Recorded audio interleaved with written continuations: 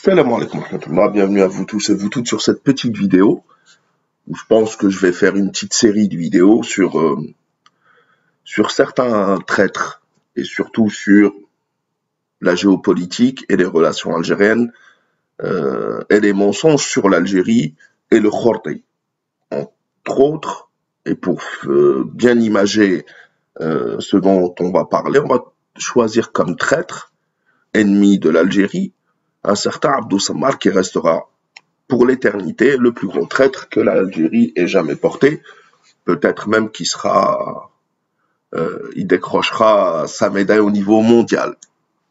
El Mohim, on a parlé des relations de l'Algérie avec les États-Unis, et là on va se concentrer sur un thème bien précis, ou un événement bien précis. La visite et l'invitation du ministre des Affaires étrangères Ahmed Attaf aux États-Unis le 8 et 9 août, si je ne me trompe pas. Les États-Unis ont invité Ahmed Attaf, on le sait depuis le mois de juillet, mais au mois d'août, il est parti juste après le coup d'État. Les États-Unis ont laissé passer une dizaine de jours avant de prendre les choses en main, et on va justement analyser tout ça. Et puis, on a nos orthologues, et c'est bien de revenir un petit peu sur leurs mensonges, parce qu'ils enchaînent les mensonges. Je vous ai dit, hein, le menteur ne reste jamais sur un mensonge. Il en trouve toujours un autre pour faire oublier l'autre. Le problème, c'est qu'avec le temps, on finit par découvrir la vérité. Et ce qui s'est passé lors de cette visite d'Ahmed Attaf aux États-Unis, Abdou Sammar nous disait, puisque c'est un voyant, puisqu'il a des sources et il a des micros à l'intérieur de la Maison-Blanche, à l'intérieur du bureau de Blinken, apparemment, si on l'écoute, c'est à peu près ça, puisqu'ils nous disent pourquoi les Américains ont invité, ou plutôt convoqué le chef de la diplomatie algérienne. Convoqué. Et dans cette vidéo, il nous dit qu'ils les ont grondés. Ils nous ont grondés, nous, les Algériens, les Américains. Et oui, et je ne sais quoi, et les BRICS, et la Chine, et comment ça tu vas en visite en Russie, et pourquoi tu soutiens pas la colonisation du Sahara occidental. C'était à peu près, pour résumer, ce que disait Abdou Sammar à ce sujet-là. Donc, comme je vous l'ai dit, on le voit le 9 août, rencontre du secrétaire Blinken avec le ministre algérien des Affaires étrangères, Ahmed Attaf, pour discuter du partenariat bilatéral, etc. Je vous avais dit que les États-Unis, c'est pas comme ça qu'ils fonctionnent, et puis on n'est pas là pour plaire aux États-Unis. Et on a su se rendre inéluctable, et ceci va nous pousser à une conclusion, c'est que nous avons le dossier Sahel entre les mains, et nous avons exclu la France. Donc, un impérialiste en moins. Puisque au lendemain, on le voit, hein, le 9 août, à partir de ce moment-là, dans la presse et les sources diplomatiques françaises à la presse française, etc., ont compris que la France était out et que les États-Unis, la Russie, la Chine ont décidé qu'il y avait une puissance régionale, que c'était l'Algérie, et nulle autre, et encore moins les alliés, les clébards et les vassaux, qui n'ont aucune importance et aucune influence, et que seule l'Algérie, on le voit d'ailleurs avec les déplacements de l'Algérie ces derniers temps, puisqu'on lisait des titres comme voilà, au Niger, la France est lâchée par ses alliés à partir du 12 août. À partir du 11 et 12 août, des titres dans la presse commencent à fleurir. Les États-Unis prennent les affaires en main et marginalisent la France. Lire l'analyse de Leslie Warren, etc.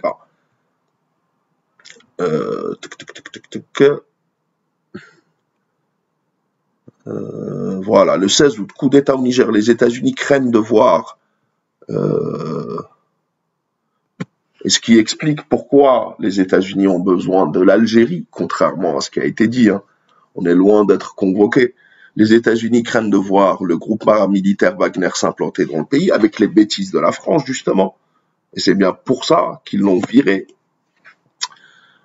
Il y a 3 jours, le 16, Niger, la France et les États-Unis ne sont plus sur la même longueur d'onde. On voit le changement de position. Et on va les confirmer tout ça. Que veulent les États-Unis au Niger? La stabilité.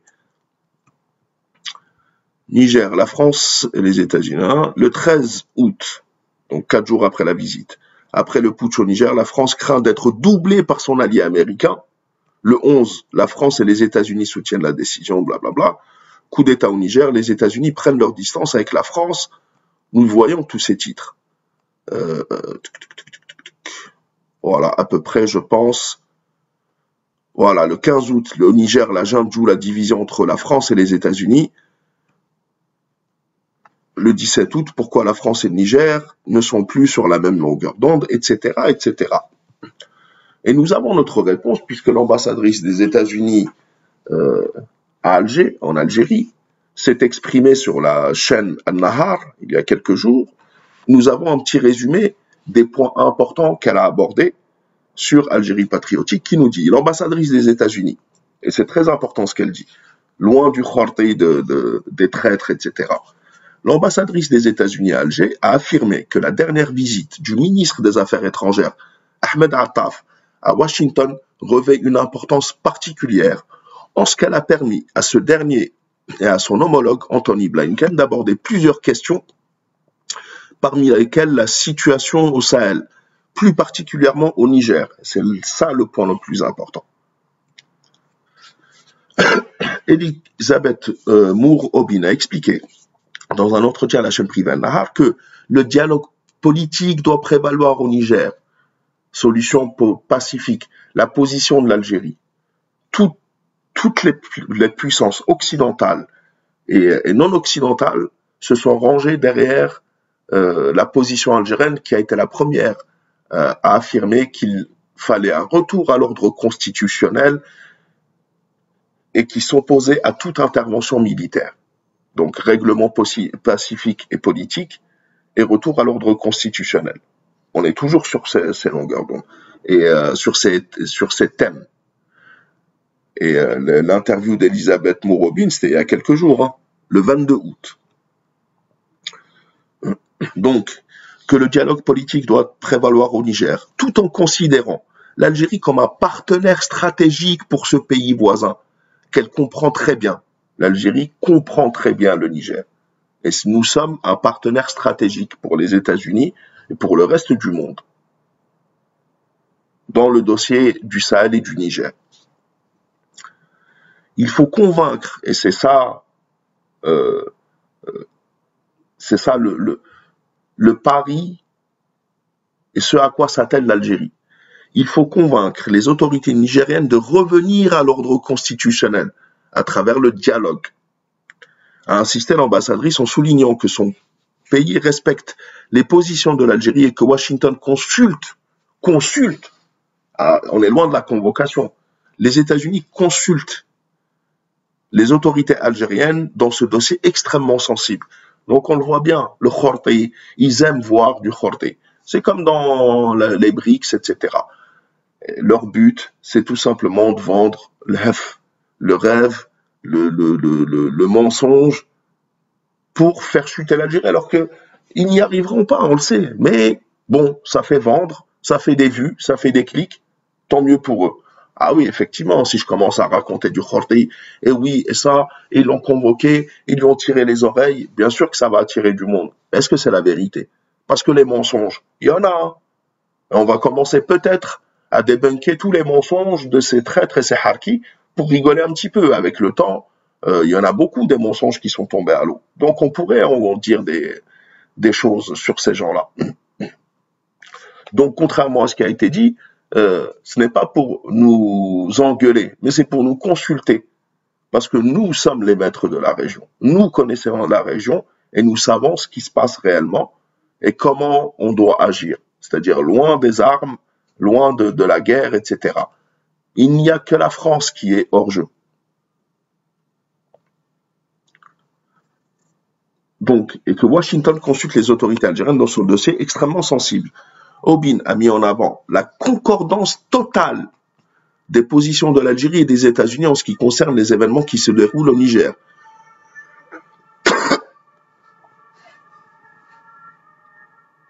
Donc elle dit, nous souhaitons un retour rapide à l'ordre constitutionnel et la libération du président Bazoum et sa famille dans les plus brefs délais.